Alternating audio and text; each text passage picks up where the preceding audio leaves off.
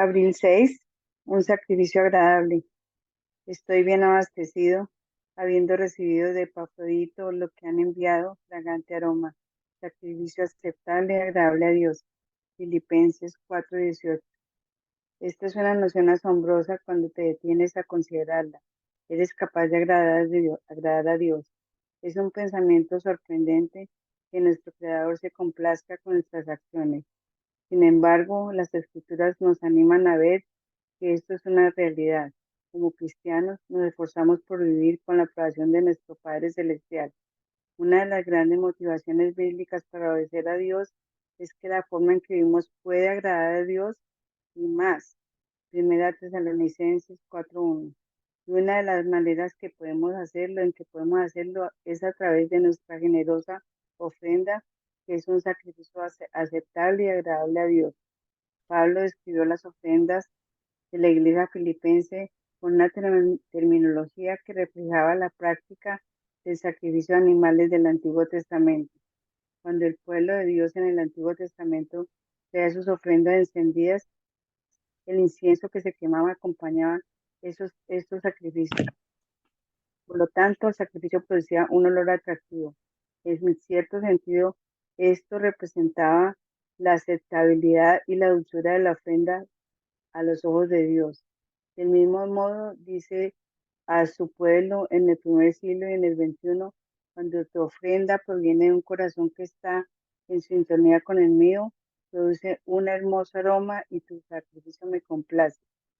Al considerar este tipo de ofrenda, no debemos pasar por alto la palabra sacrificio demasiado rápido. Dar con sacrificio no es necesariamente lo mismo que dar con generosidad.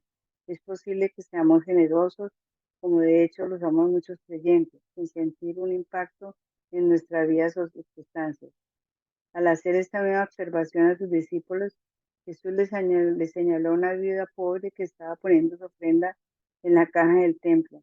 Mientras observaba a esta mujer depositar todas monedas de cobre que no valían casi nada y las comparaba con las ofrendas de los ricos que estaban cerca de ella, dijo: esta viuda tan pobre echó más que todos ellos, porque todos echaron en la ofrenda lo que les sobraba, lo que les sobra, pero ella en su pobreza echó todo lo que tenía para vivir. Lucas 21, 2, 4. Los ricos eran generosos, la vida era sacrificada. Ella renunció para dar y su Señor se dio cuenta y se complació con lo que vio. Nosotros no somos por naturaleza dadores sacrificados, pero todo el camino cristiano de pero todo el camino cristiano, recibir, dar y cuidar y compartir, está lleno de gracia desde el principio hasta el final. Cuando damos con sacrificio, desde un corazón que desea agradar a Dios, Él promete proveer a todas sus necesidades conforme a sus riquezas en gloria en Cristo Jesús. Filipenses 4:19. Reflexionar sobre todo esto, todo lo que Dios ha dado, está dando y dará, es lo que habrá en nuestros corazones y nos permite dar con sacrificio y gozo, y cuando hacemos, agradamos a Dios. Las acciones de los filipenses, estados de cuenta, mostraban que realmente creían esto. ¿Hasta qué punto lo crees tú? Primera de Tesalonicenses 4, del 1 al 2. Mi hermana, Amén. mi hermana, muchísimas gracias. Amén, gracias. Bueno, familia, buenos días. Este inicio del fin de semana, el Señor, como siempre, nos trae un tema retador, un tema que nos edifica.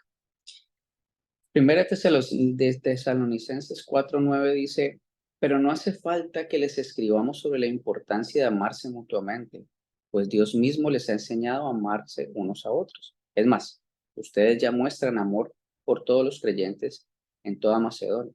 Aún así, amados hermanos, te rogamos que los amen todavía más. El dar es una muestra de amor, es una muestra de que hay una nueva criatura en nosotros. Es el fruto del Espíritu Santo. Diezmo, ofrenda, es un robo a mano armada para los impíos. ¿Qué lucha? y es una de las críticas más grandes que desde afuera nos hace. Un nuevo mundo para los nuevos creyentes y un deleite para aquellos maduros en la fe. Diezmar es un concepto del Antiguo Testamento. El diezmo era un requisito de la ley en la que los israelitas debían dar el 10% de las cosechas que cultivaban y del ganado que criaban en el tabernáculo. Levítico 27:30 dice, y el diezmo de la tierra, así de la simiente de la tierra como del fruto de los árboles de Jehová es cosa dedicada a Jehová. En Números 18:26 dice, así hablarás a los levitas y les dirás, cuando toméis de los hijos de Israel los diezmos que os he dado de ellos por vuestra heredad, vosotros presentaréis de ellos en ofrenda mecida a Jehová el diezmo de los diezmos. Deuteronomio 14:22 dice, indefectiblemente diezmarás todo el producto del grano que rindiere tu campo cada año, y comerás delante de Jehová tu Dios en el lugar que escogiere para poner allí su nombre. Diezmo de tu grano, de tu vino, de tu aceite, y las primicias de tus manadas y de tus ganados, para que aprendas a temer a Jehová Dios todos los días. Y en otro pasaje de Crónicas 3:15 dice, cuando los israelitas escucharon estos requisitos, respondieron con generosidad. Dieron la primera porción de su grano, vino nuevo, aceite de oliva, miel y de todo lo que producían sus campos, y llevaron grandes cantidades, el diezmo de todo lo que habían producido. En realidad, la ley del Antiguo Testamento exigía múltiples diezmos. Uno para los levitas, uno para el uso del templo, las fiestas, otro para los pobres de la tierra, lo cual habría elevado el total alrededor del 23.3%. Es decir, si quieres ser legalista a rajatabla, tendrías que pensar en el 23.3% cada vez. El diezmo del Antiguo Testamento era un método de tributación para cubrir las necesidades de los sacerdotes y levitas del sistema sacrificial. Es decir, mantener la teocracia, y era la forma de tributación para que la nación funcionara. Recuerden que en aquel tiempo ellos no tenían rey. El rey era Dios y él los guiaba, y estaban en un modelo que se llamaba teocracia, en un modelo de nación. Y recuerden que en Samuel 8 ellos se rebelaron y dijeron, ya no queremos rey, queremos como todas las naciones un rey. Y el Señor les explica qué iba a hacer ese rey con ellos y cómo les iba a quitar y cómo iba a tratar a sus hijos y cómo los iba a tratar a ellos, y ellos aún dijeron, queremos rey. Pero bueno, ese es otro tema. Es decir, así como los tributos, ahora mismo ustedes pagan a la DIAN allá en Colombia y al registro de tributos en cualquier otro país, sus impuestos. Y esos impuestos sirven para que la nación funcione. Asimismo ocurría en el Antiguo Testamento. Era la forma de tributación para que la nación de Israel funcionara. Ahora, ¿qué pasó?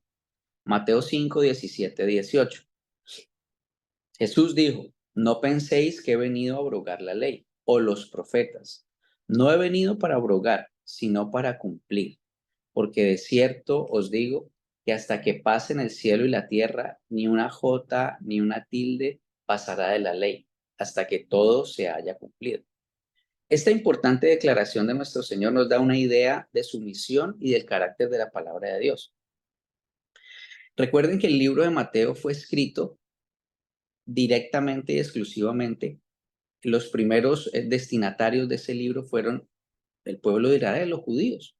Y el objetivo era demostrar que Jesús es Dios, que Jesús es aquel prometido, aquel Cristo, aquel Mesías que ellos estaban esperando, y que era el cumplimiento de la ley y los profetas. Entonces, en esta porción podemos analizar un poquito qué es lo que significa la ley y los profetas. palabra eterna. Es decir, la palabra es eterna, durará más que el mundo natural. La palabra fue escrita con intención, es decir, estaba destinada a cumplirse. La palabra posee autoridad absoluta hasta que la letra más pequeña de esta establecida se cumpla. Y la palabra es fiel y digna de confianza, porque todo lo que dice ella se va a cumplir. Nadie que escuchara las palabras de Jesús en el Sermón del Monte podría dudar de su compromiso con las Escrituras. Él explicó allí cómo esa escritura se llevaba a la vida diaria y cómo ellos estaban viviendo de una manera y cómo dice la palabra que debían vivir. Entonces, después de que el Señor Jesús muere, resucita, asciende y se sienta a la derecha del Padre, su sangre es derramada. Es decir, se cumple absolutamente la ley y los profetas. Se cumple. Entonces, los diezmos, las primicias, sacrificios de animales fueron cumplidos en plenitud en Cristo Jesús. Quienes aún están en el sistema, en aquel sistema, ¿sí? Desprecian la sangre de Cristo, como los que conocen su palabra y no la cumplen. Mire lo que dice Hebreos 10:28. El que viola la ley de Moisés por testimonio de 2 o 3 testigos muere irremisiblemente. ¿Cuánto mayor castigo pensáis que merecerá el que pisoteare al Hijo de Dios y tuviere por inmunda la sangre del pacto en la cual fue santificado e hiciere afrenta al Espíritu de gracia? Pues conocemos que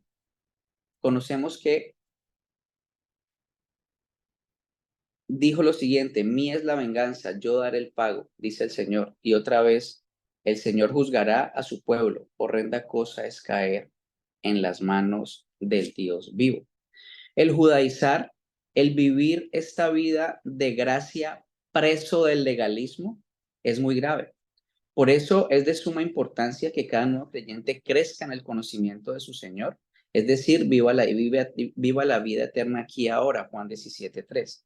Entre más conocemos a nuestro Creador, más nos liberamos de todas las ataduras de la ley.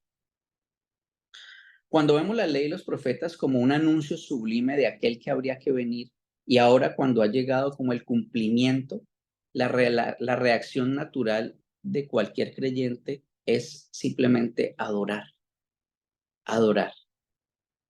Y el dar es una manera de adorar. Ahora, ¿quién es aquel que da más? Filipenses 2:6 dice: haya pues en vosotros este sentir, que hubo también en Cristo Jesús, el cual, siendo en forma de Dios, no estimó ser igual a Dios como cosa a que aferrarse, sino que se despojó a sí mismo, tomando forma de siervo, hecho semejante a los hombres, y estando en la condición de hombre, se humilló a sí mismo, haciéndose obediente hasta la muerte. Familia, el Dios, cuando leemos Génesis 1:1 dice: y Dios creó, y Él habló y se hizo, y Él dijo y se hizo, y todo lo que tú ves, todo lo que conoces, fue creado por Él. Ese Dios que creó el sol, la luna, las estrellas, el universo, la Vía Láctea, las galaxias, absolutamente todo lo que existe, se hizo hombre, habitó entre nosotros, se humilló hasta lo sumo y subió hasta la cruz para derramar su sangre por ti y por mí. Iglesia, si eso cuando lo escuchas, cuando lo sientes, no comienza a hacer que tu corazón se encienda, ok, hoy es un buen día para ir en arrepentimiento y fe. Porque cuando escuchamos esto, lo único que nosotros, de la única manera que podemos responder es adorando, es glorificando a Dios, es vivir en función de dar. Mira, hemos hablado de la muerte del Señor Jesús desde el punto de vista espiritual, lo que significa esa sangre derramada y lo que trae a nosotros como nuevo nacimiento, como una nueva vida, como el privilegio de ya no tener ninguna deuda pendiente con nuestro Creador, con el privilegio de vivir ahora para su gloria, de darle a Él algo. Es algo que no cabe en la cabeza ni se puede entender desde este lado de la eternidad, que yo le pueda dar algo a mi Creador. ¡Wow! Y hoy vamos a mirar un poquito la muerte de Jesús, pero desde el punto de vista médico, desde el punto de vista de la ciencia. Mira, Jesús en el huerto suda sangre. Esto no es un lenguaje poético, sino una condición médica llamada hematidrosis. No es muy común, pero puede darse cuando hay un alto grado de sufrimiento psicológico. Recuerden, nuestro Jesús, el Mesías, iba a enfrentar la ira de Dios. Y él sabía, porque la palabra dice que él es el único que lo ha visto, el único que lo conoce. Y que a través de él lo vamos a conocer. Entonces se iba a enfrentar a la ira de su creador y mira lo que le produjo físicamente, sudar gotas de sangre. En un principio yo pensé que esto era algo como figurativo, no, es real, médicamente comprobado. Luego la flagelación, la espalda quedaba tan desgarrada que la espina dorsal a veces quedaba expuesta debido a los cortes tan profundos. Los latigazos iban desde los hombros, pasando por la espalda, las nalgas, las piernas. Mientras continuaba la flagelación, las laceraciones rasgaban hasta los músculos y producían jirones temblorosos de la carne sangrante. Las venas de la víctima quedaban al descubierto y los mismos músculos, tendones y las entrañas quedaban abiertos y expuestos. La víctima podía experimentar un dolor tan grande que le llevase a una conmoción hipovolémica. Hipo significa bajo, vol significa volumen y hémica significa sangre. Por lo tanto, la conmoción hipovolémica quiere decir que la persona sufría efectos de la pérdida de una gran cantidad de sangre. Y esto causa básicamente 4 efectos. El corazón se acelera para tratar de bombear sangre que no existe. Baja presión sanguínea, lo que provoca un desmayo o colapso. Los riñones dejan de producir orina para mantener el volumen restante. La persona comienza a sentirse sedienta porque el cuerpo ansía fluidos para poder reponer el volumen de sangre perdido. Luego, camino al Calvario. Jesús se encontraba en condición hipovolémica, estaba perdiendo sangre a borbollones mientras ascendía por el camino hacia la cruz de la ejecución en el Calvario, llevando el madero de la cruz. Finalmente, Jesús se desplomó y un soldado romano le ordenó a Simón que llevara la cruz por él. Luego Jesús dice, tengo sed, y en ese momento le ofrecen un trago de vinagre. En el momento de la crucifixión, la muerte de Jesús todavía peor que la crucifixión común. No a todos los criminales condenados los clavaban en la cruz, muchos eran solamente amarrados. A Jesús lo acostaron y clavaron sus manos en posición abierta en el madero horizontal. Esta viga se llamaba patíbulo. En este momento estaba separado el madero vertical del horizontal. Los clavos que los romanos usaban eran de 13 a 18 centímetros de largo, afilados hasta terminar en punta aguda. Se clavaban por las muñecas. El clavo atravesaba el nervio mediano. Este es el nervio mayor que sale de la mano y quedaba triturado por el clavo que lo martillaba. Este dolor es similar al que uno siente cuando se golpea accidentalmente el codo y se da en ese huesito, en el nervio llamado cúbito. Pero ahora imagine tomar un par de pinzas y presionar hasta triturar este nervio. El dolor es similar al que Jesús experimentó. Al romper este tendón, Jesús, por tener sus muñecas clavadas, fue obligado a forzar todos los músculos de su espalda para poder respirar. Dolor excruciante. El dolor era tan insoportable que literalmente no existían palabras para describirlo. Se tuvo que inventar una nueva palabra llamada excruciante, que significa de la cruz, para describir semejante dolor. Jesús colgado en la cruz. Cuando Jesús fue alzado para unir el madero con el poste vertical, se procedió a clavarle los pies. Nuevamente los nervios de los pies fueron triturados y eso debe haber causado un dolor similar al de las muñecas. Al momento de estar en posición vertical, sus brazos se estiraron intensamente, probablemente 15 centímetros de largo, y ambos hombros debieron haberse dislocado. Solo toma en cuenta la gravedad para sacar conclusiones, lo que confirmaba lo escrito en Salmos 22, dislocados están todos mis huesos. Y una vez que la persona cuelga en posición vertical, la crucifixión es una muerte lenta, agonizante por asfixia. La razón es que la presión ejercida en los músculos pone el pecho en posición de inhalación. Solamente podía inhalar. Básicamente, para poder exhalar, el individuo debía apoyarse en sus pies, que recuerden que estaban fijos al madero por clavos, para que la tensión de los músculos se alivie y pudiera levantarse un poco, ¿sí? Al hacerlo, el clavo desgarraría el pie hasta que quede firmemente incrustado en los huesos tarsianos.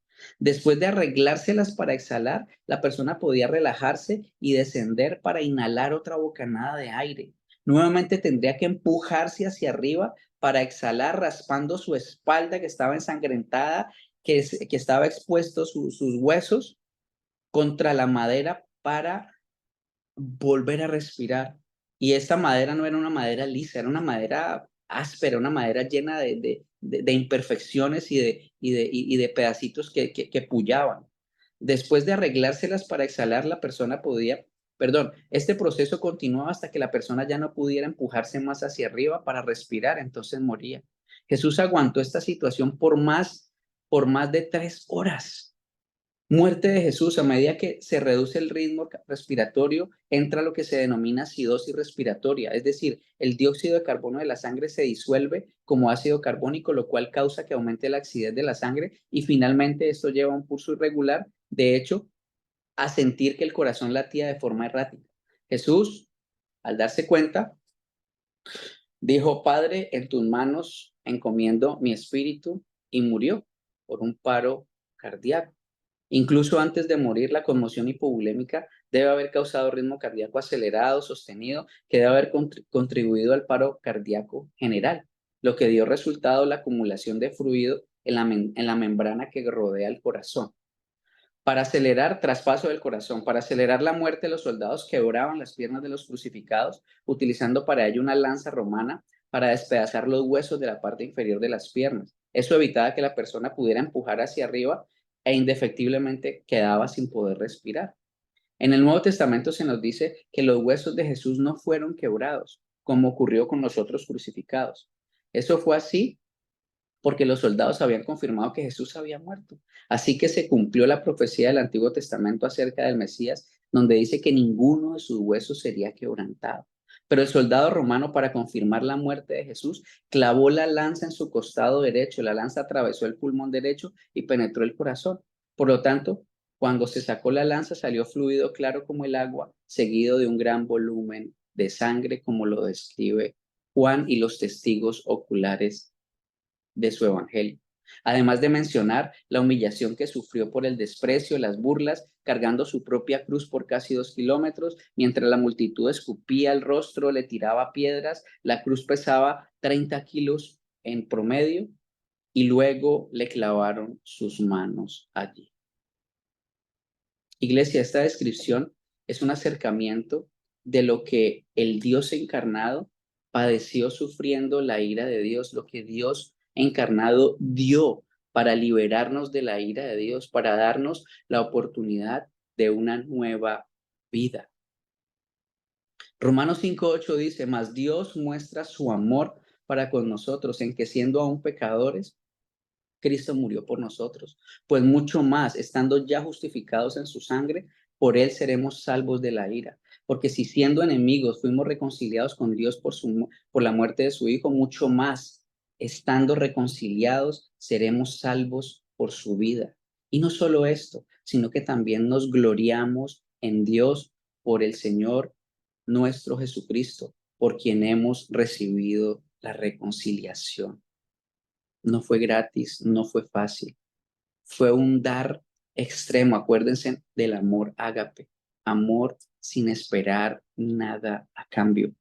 Aquellos que son esclavos del pecado no pueden liberarse a sí mismos de él, pero una vez que somos libres del castigo, del poder del pecado a través de la cruz, nos convertimos en una clase diferente de esclavos y en esa esclavitud podemos encontrar la verdadera libertad y gozo. Comprender que hemos sido crucificados en Cristo, Gálatas 2:20, esa vieja naturaleza está pegada al madero. Ya no es una lucha el hacer lo que tu Señor dice. Y que hemos nacido de nuevo, completamente como nueva criatura, 2 Corintios 5:17. La vida cristiana es una de morir a sí mismos y de levantarnos a caminar en la nueva vida, Romanos 6:4. Y esa nueva vida se caracteriza por tener pensamientos sobre aquel que nos salvó, no tener los pensamientos acerca de la carne que ha sido crucificada con Cristo. Recuerden que hablamos del yelmo de la salvación. ¿Cuáles son los pensamientos que predominan en tu mente? El hermano Juan ha hablado y nuestro pastor Eduardo también ha hablado de esa lucha de los pensamientos. Y es lo primero que debe morir en un nuevo creyente, los tipos de pensamientos que tiene. Ok, habiendo recordado lo que nuestro Salvador hizo, ahora, ¿qué nos dice nuestro Salvador acerca del dar? Recuerda que cada vez que hay un imperativo, una orden, el Señor habla a aquellos quienes han nacido de nuevo. No hay orden que no pueda cumplir un nuevo nacido en asistencia del Espíritu Santo. Es decir, cuando nosotros vemos lo que Jesucristo hizo en la cruz, lo que significó en carne y lo que significó en espíritu, lo único que debe hacer el creyente es adorar. Es decir, si tu teología no te lleva a adorar, tu teología está mal. Está mal. Ahora, imagínate tú y yo, pecador condenado al infierno, criatura, vasija de barro, ¿puede darle algo al Dios creador omnipotente? ¿Tú puedes darle algo? ¿Yo puedo darle algo a Él? ¡Wow! El Nuevo Testamento en ninguna parte ordena o incluso recomienda que los cristianos se sometan a un sistema de diezmo legalista. El Nuevo Testamento en ninguna parte designa un porcentaje de ingresos que una persona debe apartar, sino que dice, 1 Corintios 16:2, según Dios te haya prosperado. No hay un número, no se puede cuantificar. Algunos en la iglesia cristiana han tomado el 10% del diezmo del Antiguo Testamento y la aplicación como un mínimo recomendado para cristianos en sus ofrendas, lo cual no tiene ningún sustento bíblico. No existe. Y se repite de nuevo Génesis 3, cuando el Señor Dios le pregunta, bueno, ¿y quién te enseñó? ¿Quién te enseñó que era el 10%? ¿Quién te enseñó que era una imagen de yeso? ¿Quién te enseñó que era esa forma, la de dar? ¿Quién te enseñó que era esa forma de adorar? ¿Quién te enseñó que era ese lugar donde tendrías que ir? ¿Quién te enseñó? Y esta pregunta se va a repetir y la va a tener que contestar todo, toda la humanidad entera, porque en aquel día toda rodilla se doblará y toda lengua confesará que Jesús es Dios. Ahora, el dar con liberalidad es una orden para todo creyente, pero ¿cómo entendemos este dar? Recuerda, ¿quién es el mayor dador? ¿Quién es el mayor dador que se haya conocido? Ya hablamos de él. Tu Salvador, mi Salvador. El Dios que en el principio era el verbo, que el verbo era con Dios, el verbo estaba con Dios y el verbo era Dios. Ese Dios vino y se hizo carne y dio absolutamente todo, no se midió en nada, todo por ti y por mí. Jesucristo, dejando atrás las riquezas y la gloria de su reino celestial, vino a la tierra y voluntariamente dio su vida. No puede haber una mejor manera de imitar a Jesucristo que dando desinteresadamente así como Él lo hizo. Nuestro Salvador mismo dijo, más bienaventurado es dar que recibir, Hechos 20:35. Entonces, en pocas palabras, nuestra mayor motivación para dar con alegría y generosamente debe ser la de agradar a tu Señor y refleja su regalo de salvación para nosotros. Agradecimiento, mi hermano. Agradecimiento. Lamentablemente somos desagradecidos por naturaleza, pero Él nos enseña a ser agradecidos. Él nos da un corazón agradecido, porque nos quita el corazón desagradecido y nos pone un corazón agradecido. Y si hoy tu corazón no es agradecido, bueno, es un buen día para ir en arrepentimiento y fe delante de Dios. Pablo declaró, Dios ama al dador alegre. Segunda de Corintios 9:7. Primera de Corintios 16 dice, vamos a analizar esta porción de Primera de Corintios 16 para ir aterrizando. Primera de Corintios 16, Pablo dice, en cuanto a la ofrenda para los santos, haced vosotros también de la manera que ordené a las iglesias de Galacia. ¿Cómo así? ¿Es una orden o es un acto voluntario? Vamos a revisar. ¿Qué era lo que pasaba en la iglesia de Galacia? Pablo ha estado corrigiendo diferentes situaciones en la iglesia de Corinto. La carta a los Corintios es una carta que todo creyente debe leer, debe analizar, bueno, como toda la Biblia, la palabra de Dios, pero particularmente esta iglesia necia, testaruda, se levantó en contra de Pablo y, mejor dicho, tenía 10,000 problemas. Y Pablo fue abordando cada problema. Y en el Primera de Corintios 16, ya terminando la primera carta, dice, en cuanto a la ofrenda. Es decir, habiendo hablado ya de varios temas, nos quedaba este pendiente. Entonces, en ese escenario, la iglesia de Corintio tenía una situación y un problema con el dar. En cuanto, es decir, estaba contestando a la pregunta que le habían hecho a propósito del dar. Pero ¿qué ocurría en Gálatas? Porque él dice, como ordené en las iglesias de Galacia. Gálatas 2:10 dice, la única sugerencia que hicieron fue que siguiéramos ayudando a los pobres, algo que yo siempre tengo deseos de hacer. Es decir, una de las razones para el dar es ayudar a aquellos que son necesitados. Bueno, en algún momento revisaremos quiénes son los necesitados conforme a la palabra de Dios, pero hay una orden que el Señor da a la iglesia y es recolectar para tener para quienes lo necesitan. Entonces, acordados de los pobres era menester de Pablo y estaba con Bernabé allá en Galacia. Entonces, ellos estaban teniendo una lucha en Galacia sobre el judaizar, es decir, Cristo más lo que sea. En este caso era más el diezmo. Entonces, no debían judaizar los gentiles. Es decir, Cristo más la ley. Él dijo, ni siquiera nuestros padres pudieron hacer eso. No pudieron hacer eso. Entonces había una lucha allá en Galacia y él dijo y ordenó que la iglesia debía recolectar. Pero en este versículo dice ordené, es decir, ordené a la iglesia. Es una orden que el Señor da a la iglesia. La iglesia debe recoger para repartir entre los que necesitan. Pero es discrecional para cada creyente, o sea, como te haya prosperado. Mira, tenemos una situación puntual y según cómo te haya prosperado, tú compartes. Es decir, es obligatorio que la iglesia apoye a huérfanos, viudas, sin familia. Es decir, la iglesia debe proponer para resolver ciertas circunstancias y cada creyente, como Dios lo ha prosperado, da. En la iglesia de Cristo hay necesidades muy fuertes y la iglesia debe estar presta para socorrer y para mostrar la multiforme gracia de Dios. Verso 2 de este Primera de Corintios 16 dice, cada primer día de la semana, cada uno de vosotros ponga aparte algo, según haya prosperado, guardándolo para que cuando yo llegue no se recojan ofrendas. Es decir, este dar en cuanto al tema de dinero no debe ser producto de la manipulación.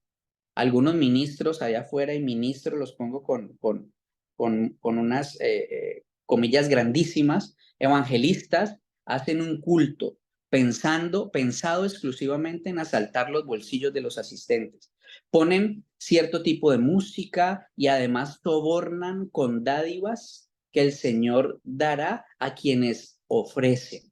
o con castigos de pérdida de la salvación y de las 7 plagas, de las 10 plagas, perdón, a quien no lo haga. Y dice lo que tengas en tu bolsillo.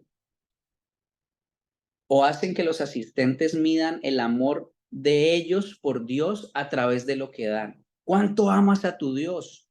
O sea, ¿cuánto es el billete que vas a dar? Y entonces eso muestra el amor por tu Dios. No, no, no, no, no, no. Esto no tiene absolutamente nada que ver. Tampoco debe hacerse en el momento de estar en el culto. Ay, sí, venga, yo aquí tengo 2 monedas o tengo 2 billetes viejos que tengo guardado acá y los voy a dar. No, no, no, no, no. No, no, eso no tiene absolutamente nada que ver con el dar, como el Señor lo manda, ¿sí? Entonces, eso no tiene nada que ver con lo que el Señor propone en su palabra.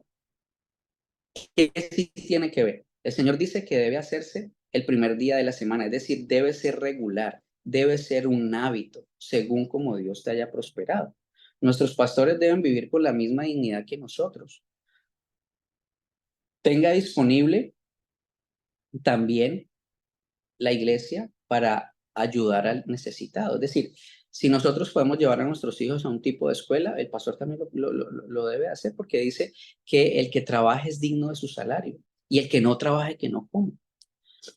2, entendiendo que cualquiera que fuere la fuente de tu ingreso es provisión de Dios y cualquiera que fuere el talento que usas para conseguirlo, también es provisto por tu creador. Es decir, nunca podremos dar más de lo que ya dio Dios, pero el Señor nos provee para dar.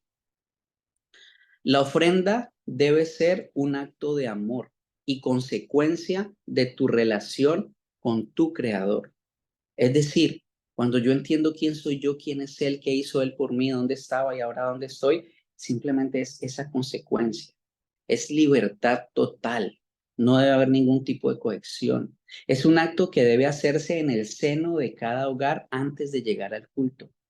Es decir, si estás casado, debes sentarte con tu esposa, con tus hijos y que entiendan la naturaleza del dar y por qué lo estamos haciendo.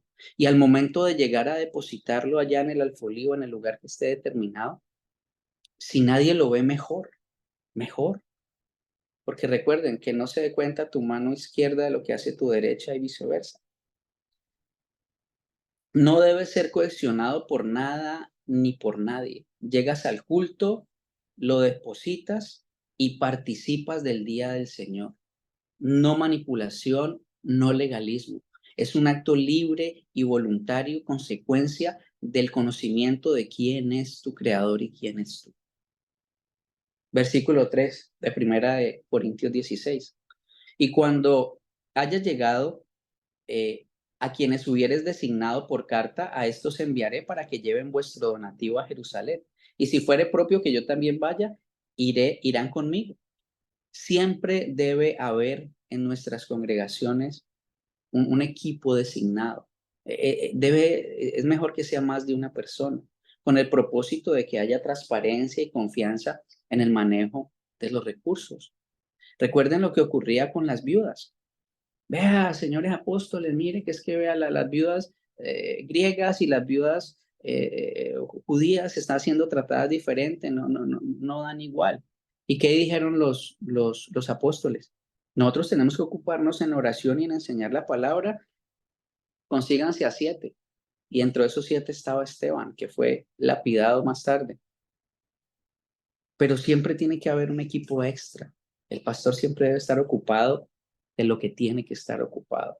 Esos menesteres deben estar en carga de otras personas.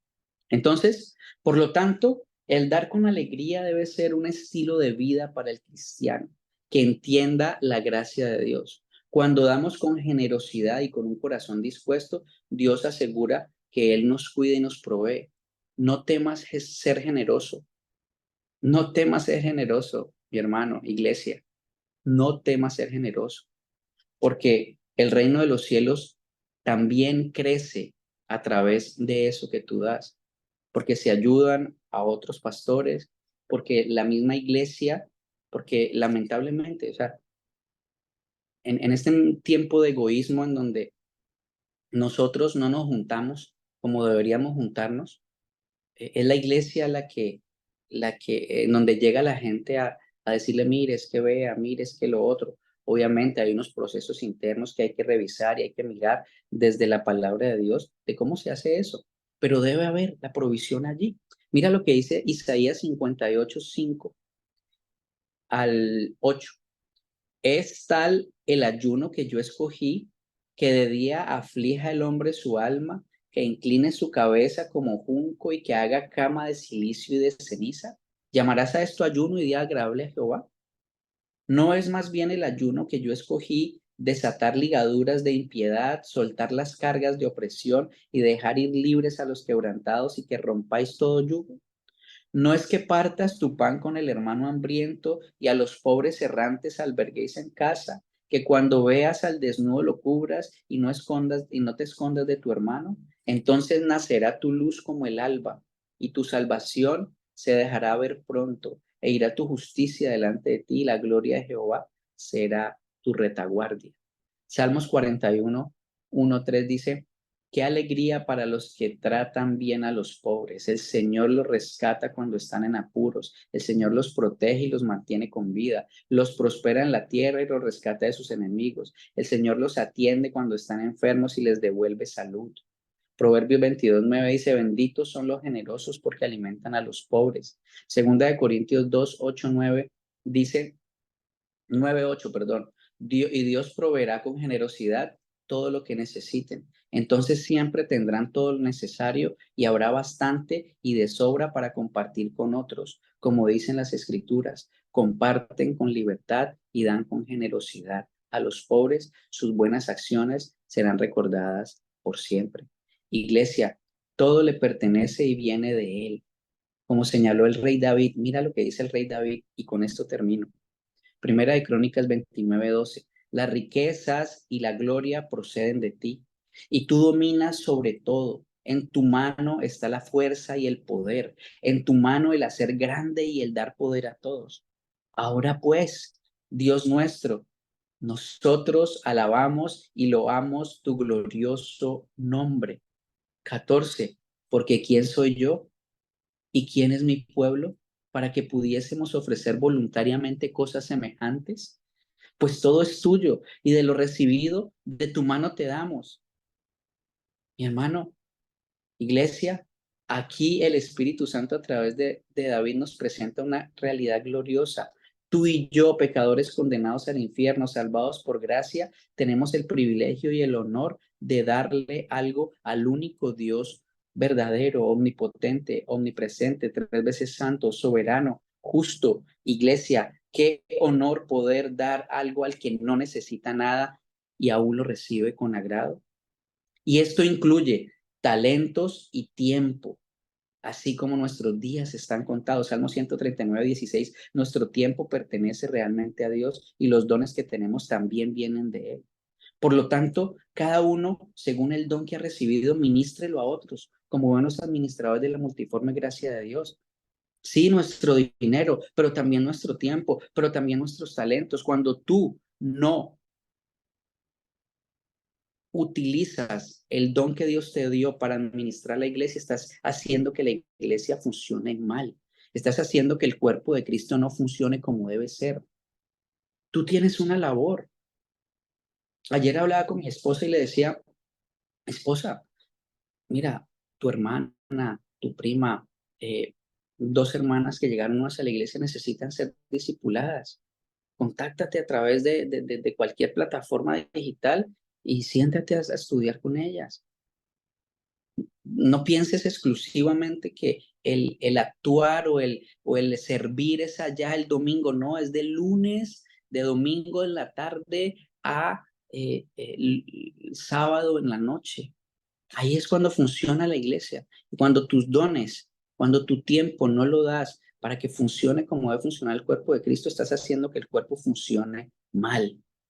De tal manera amó Dios al mundo. Haríamos bien en recordar que somos salvos porque nuestro Dios, de una manera muy generosa, nos hizo salvos. Como sus hijos estamos llamados a ser luz del mundo, Mateo 5:14.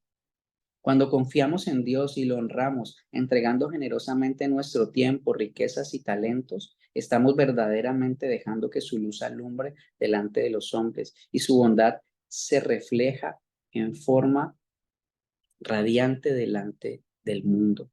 La viuda dio más, no por lo que físicamente valía, sino porque su corazón estaba totalmente